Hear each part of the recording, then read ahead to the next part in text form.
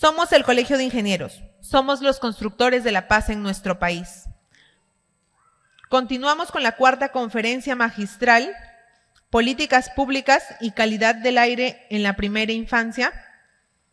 Ponente, ingeniero CIP Anderson Eduardo Guayna Castro, a quien invitamos por favor a pasar al estrado. Es ingeniero ambiental, egresado como tal de la Universidad Nacional Agraria de La Molina, con una maestría en gestión pública en la Universidad Nacional Mayor de San Marcos. Se ha desempeñado como jefe de calidad del aire y limpieza pública en la Municipalidad de Lima y como consultor en el Midagri.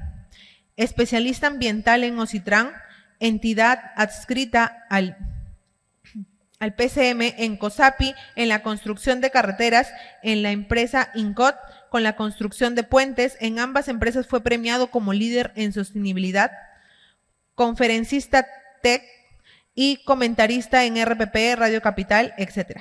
Bajo su liderazgo en el sector público se ganaron reconocimientos internacionales como WeGo en Corea del Sur, financiamiento de C40, Red Internacional con sede en Londres, Unión de Ciudades Iberoamericanas y el BID. Lideró la implementación de equipos de calidad del aire en la MML por IOR. Actualmente conduce su propia empresa, Guayqui Ingenieros SAC, especialistas en servicios ambientales y en proveer de agua purificada al mercado nacional. Le cedo el pase, ingeniero. Muchas gracias, muy buenas noches. Políticas públicas y calidad del aire en la primera infancia. Pues bien, vamos a ver aquí qué es lo que sucede, qué es lo que está pasando en la realidad. La contaminación del aire en Latinoamérica y cómo se encuentra Perú en estos momentos. De hecho, es uno de los rankings mundiales los cuales estamos actualmente punteando.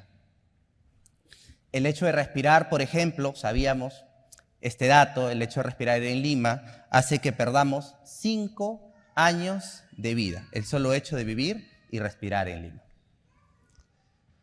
¿Cuál es el causante? ¿Cuál es aquel que es el culpable de esta lógica? Pues según el último diagnóstico de calidad del aire del MINAM, pues aproximadamente el 60% de la contaminación proviene del parque automotor.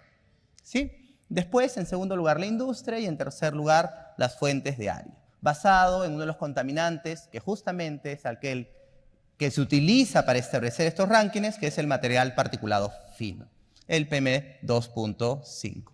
Pues bien, el aire contaminado es un riesgo que está saboteando todas aquellas iniciativas para mejorar la niñez, como los planes nutricionales, la educación, dado que reduce el potencial de aprendizaje y fuerza a padecer enfermedades y a vivir en la pobreza. Vale decir, todos aquellos esfuerzos que hacemos para que nuestra niñez avance se ven totalmente saboteados por un enemigo que fue catalogado por la Organización Mundial de la Salud como invisible, condenándonos a una cadena perpetua de enfermedad, dado que 93% de los niños en el mundo viven en entornos contaminados. Entonces, frente a esta realidad, hay un dato súper importante que lo estableció el Banco Mundial, que es las inversiones en los primeros años de vida son los más importantes. La primera infancia engloba desde los 0 años hasta los 5 años de vida, el momento más importante que tiene una persona. Y por cada sol que se invierta en este periodo, tiene un retorno de 17 en comparación de la inversión. No hay negocio en el mundo más rentable que invertir en primera infancia, porque será un ciudadano productivo, sano y sobre todo que se integre social y sosteniblemente a la sociedad. Es la curva de Hetman. Hice parte de la investigación de la maestría que realicé, tomé los datos, estos son los últimos 20 años de la calidad del aire con datos recogidos de los centros maternos infantiles de Lima. Vale decir, cogiendo datos, por ejemplo, el Hospital Centro Materno Infantil de Lima Norte, Laura Rodríguez, el Hospital María Auxiliadora, el Hospital Hipólito Unanue. Es decir, la calidad del aire que respiran los niños al nacer inclusive antes de nacer en los controles durante el embarazo y después del nacimiento en los controles postparto, que es donde recurrentemente para tener las inyecciones y los controles de talla y peso van a estos hospitales cercanos al lugar donde viven.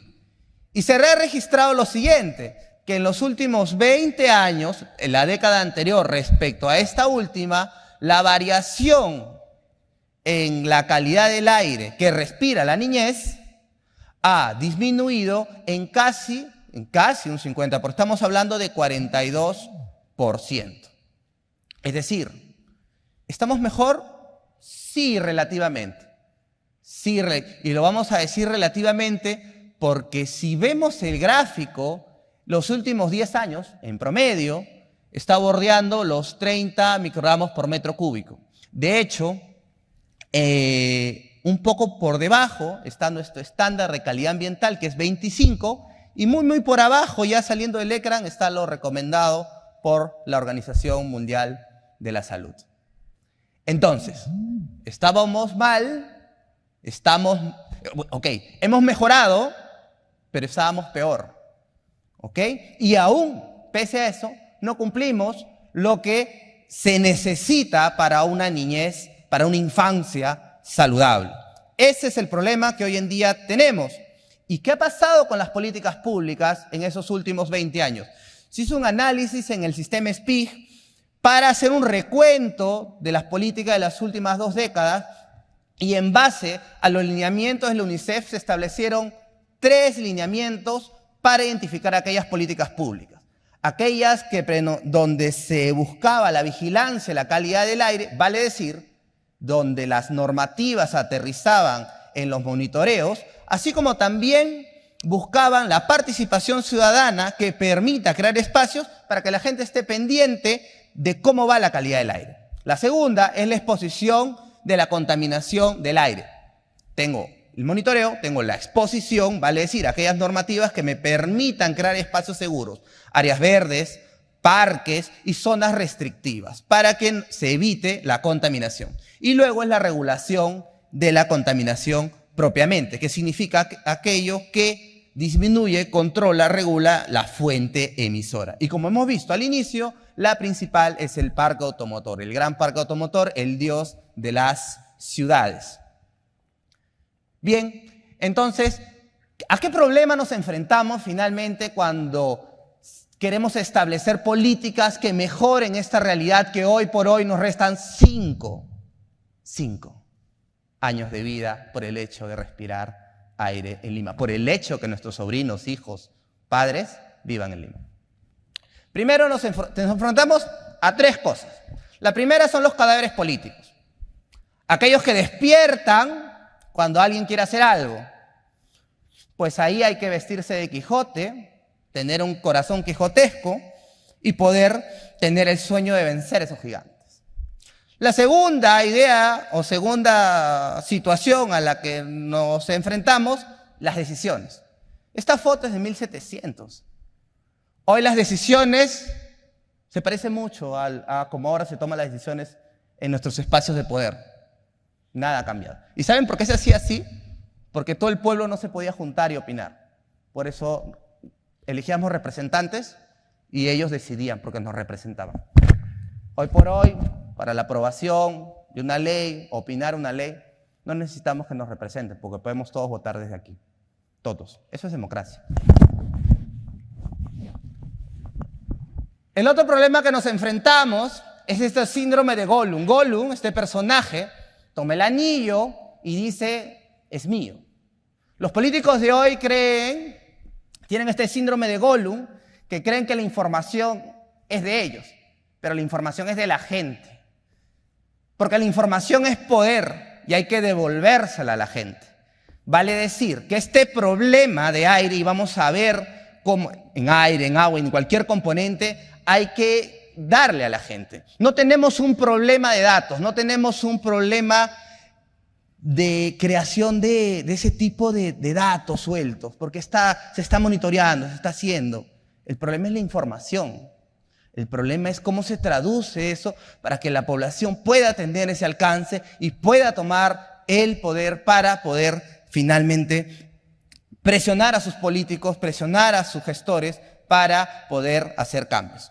Entonces, un gran poder conlleva una gran responsabilidad y los ingenieros, muchos ha hablado del tema de hoy de los ingenieros, tienen efectivamente una gran responsabilidad. Hay un llamado a la acción y la primera nos da Ernesto Sábato, un literato, y dice, les habla a los hombres de poder. El cuidado de la infancia no puede ser entendido como una tarea más, sino como una decisiva y única posibilidad de recuperar a la humanidad. Nada es más importante que alentar este impulso. Todo lo que podamos hacer por los chicos de hoy, los chicos del mundo, es imprescindible, es urgente. Bob Dylan también lo habló. No se queden en la puerta, no bloqueen la entrada. Hay una batalla ahí afuera y es atroz. Frente a estos llamados a la acción, visto la problemática, vamos a ver qué es lo que se puede hacer desde los espacios de gestión, como políticas públicas, que ya se han avanzado y que efectivamente representan una posibilidad de mejorar las cosas. Trabajé como jefe de calidad del aire, una experiencia muy buena de limpieza pública y de calidad del aire en la Municipalidad, en dos cargos muy importantes, siendo funcionario en este espacio gubernamental, en la cual pudimos avanzar lo que se denomina un proyecto de monitoreo de calidad del aire usando tecnología alternativa de calidad del aire. ¿Qué consistía esto? Consistía justamente en colocar unos equipos de monitoreo en centros maternos infantiles, así como en colegios, albergues, donde la niñez permanecía buen tiempo para poder colectar datos. ¿Cuál es la diferencia con estos equipos? Que yo puedo establecer, aquellos que han ido a monitorear a campo, etcétera, un equipo y medir los estándares de calidad ambiental, pues esos equipos no me pueden diagnosticar el aire que estoy respirando exactamente aquí adentro, el aire cual está expuesto mi hijo cuando va a la escuela. Y descubrimos algunas cosas. Por ejemplo, la parte central, que es la parte verde. ¿Esto alumbra? No. Ajá. La parte central, por ejemplo, la parte verde, descubrimos, por ejemplo, en qué momento del día, es la central, tenían un mejor indicador de calidad del aire. Entonces, es allí donde, por ejemplo, podemos descubrir aquella franja horaria donde los niños están mayormente expuestos para evitar que estén justamente en ese momento al aire libre. Y se puede transitar los horarios de receso o de que estén justamente en los patios para evitar el mayor grado de exposición. ¿Esto con qué se logra? Con datos. Datos provenientes de tecnología alternativa, con monitores, con sensores de calidad del aire, que justamente recoge el nuevo protocolo de monitoreo de calidad del aire. En ese trabajo, como tiene que ser integral, se capacitaron a los cuidadores, se capacitaron justo en una época de pandemia bastante complicada y se pudo generar ese tipo de sinergias, trabajando con ellos, transformando espacios de colegios para, por ejemplo, los suelos descubiertos, se ubicó gravilla para evitar el polvo en suspensión, así como también generar espacios 95. ¿Qué significa espacios 95? Es ver la ciudad desde los 95 centímetros, porque generamos ciudades para grandes, generamos ciudades como si todo el mundo midiera el tamaño de un adulto. ¿Cómo ve un niño la ciudad desde los 95 centímetros? Y el otro enfoque, también numérico, son 880. ¿Qué es eso? Si cerramos los ojos en un momento de ejercicio, o solo el hecho de pensar en una persona que amo, de 8 años, y otra persona que admiro, que puede ser mi abuelo, de aproximadamente 80 años, y los imaginamos cruzando nuestra calle, y no nos aterra que les pase algo, estamos creando una ciudad segura. Pero si nos aterra que vayan solos de la mano a la calle, a pasear a un parque, es que algo mal estamos haciendo. Nuestra ciudad es insegura. No la estamos creando para la gente. Si una ciudad es buena para un niño de 8 años, de 8 meses, de 8 años y de 80 años, es buena para todos, pero creamos la ciudad para un deportista de 30 años. Eso es lo que estamos haciendo. Con una mirada que no es de los 95 centímetros y con un enfoque que definitivamente no es buena para todos. En ese sentido también pudimos recolectar los datos, porque los datos son poder, es poder para transformar. Tuve la oportunidad con esta tecnología de viajar a Londres. En Londres conocí el trabajo de Google. Google utiliza un vehículo eléctrico súper costoso, súper millonario, transita por la ciudad, recoge datos en tiempo real, lo ves a nivel celular y dije, lo vamos a hacer aquí. ¿Por qué no? ¿Por qué no? Con el equipo de profesionales que tenía, contactamos con unas empresas que estaban promocionando vehículos eléctricos, porque tiene que ser eléctrico, vas a finalmente medir la contaminación. Bueno, no tenemos para un auto, lo tenemos para una mototaxi eléctrica. La empresa quería insertar este tema y nos aliamos con startup, nos aliamos con el laboratorio, en este caso de inteligencia artificial de la Católica, y pudimos sacar una mototaxi eléctrica que circulaba por el centro histórico recogiendo datos en tiempo real y que se compartían a través del celular, porque sí se puede, cuando se tiene ganas, en el sector público se tiene ganas, porque el sector público, más que conocimiento, hay que tener pasión para hacer las cosas. No hay presupuesto, pero hay pasión. Y cuando hay pasión se puede, siempre se puede. Entonces podemos recolectar los datos y luego se ha hecho ya una publicación, se ha avanzado bastante en ese sentido y se tuvo una experiencia única que después fue presentada en Argentina. La importancia de la participación ciudadana. El GTM, como nunca en su historia, en una de las últimas gestiones, pudo tener más de 300 participantes en sus reuniones. Antes de eso se reunían 10 personas, más de la mitad de ellos de la municipalidad. Estudiantes, representantes de empresas, ONGs, para discutir, y aquí, por ejemplo, se armó lo que hoy es una ordenanza, que es el Plan de Vigilancia y Monitoreo de la Contaminación Sonora, gracias a una comisión que pudo equiparse de esa manera. Porque es importante que la gente esté presente. Es importante devolverle ese poder. Y con esos equipos y la implementación por medio de una IOR, que es un medio de acceder a dinero del gobierno central para poder equipar y romper brechas de atención ciudadana, se puede equipar de tal manera de conseguir equipos que normalmente las tienen las consultoras, los equipos de monitoreo de material particulado, los equipos de mediciones meteorológicas, para poder avanzar y atender una problemática que tenían ciertos sectores desatendidos. Campañas que son muy importantes, este acompañamiento con escuelas, con centros educativos, con los conductores. Por ejemplo, estos equipos con los que se contó, ya ahí mismo medían la contaminación de los vehículos y te imprimían un voucher para saber exactamente qué es el grado de contaminación que tenía. Y no es cualquier equipo, tenía que ser homologado por el Ministerio de Transporte para poder tener una multa, para poder ejecutar la multa. Se implementó una plataforma de denuncias ambientales porque antes de la pandemia todo el mundo tenía que hacer una cola para presentar su denuncia ambiental porque al costado le estaban contaminando con humos. Ya después de la pandemia fue otra historia, todo el mundo implementó una plataforma. Esto lo implementamos antes, con un decreto de alcaldía. Porque cuando estás en gestión pública debes generar sostenibilidad. Y generar sostenibilidad es que lo que tú hagas se aterrice en protocolos, en decretos, en ordenanzas, para que alguien venga y no los eche a perder, no vuelva a cero.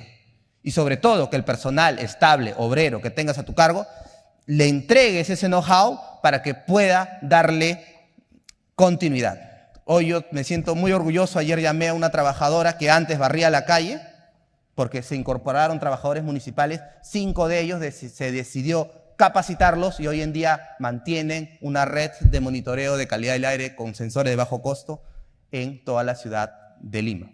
Ellos son los que ahora hacen gráficos, los que ahora basean los datos y los que hacen posible que una gestión pública trascienda a los 4 años de gestión. Se logró justamente por ese trabajo un premio en Corea del Sur, en la categoría de tecnología emergente, proyecto de visualización y medición de calidad del aire en la ciudad de Lima con los sensores de bajo costo, con ese reconocimiento. Postulamos también al nacional, pero ganamos el internacional. No ganamos el nacional, pero sí el internacional. Y bueno, la información es poder y es tiempo de devolvérselo a la gente, hacer que la fuerza les acompañe. Y con eso voy a terminar diciendo de que pasado ese periodo, hoy por hoy, justo parte de la presentación resultaba de que hoy me dedico a lo que viene a ser la empresa Waiki Ingeniero, junto con mi socio, colega y compañero de muchos años en la universidad. Dirigimos una empresa que es Waiki Ingenieros. Hemos invitado a las municipalidades con diferentes cartas para que justamente poder compartir este conocimiento, poder compartir algunas experiencias y una forma de hacer políticas públicas de cara a mejorar el aire que respira la niñez, ¿sí? Y comentarles también que de pronto, dentro de la degustación, el agua que hoy por hoy disfruta en el evento lo produce también la empresa Waiki Ingenieros con su marca Bella Andina, que nos complace presentar en este evento. Muy gustoso. Muchísimas gracias por su atención.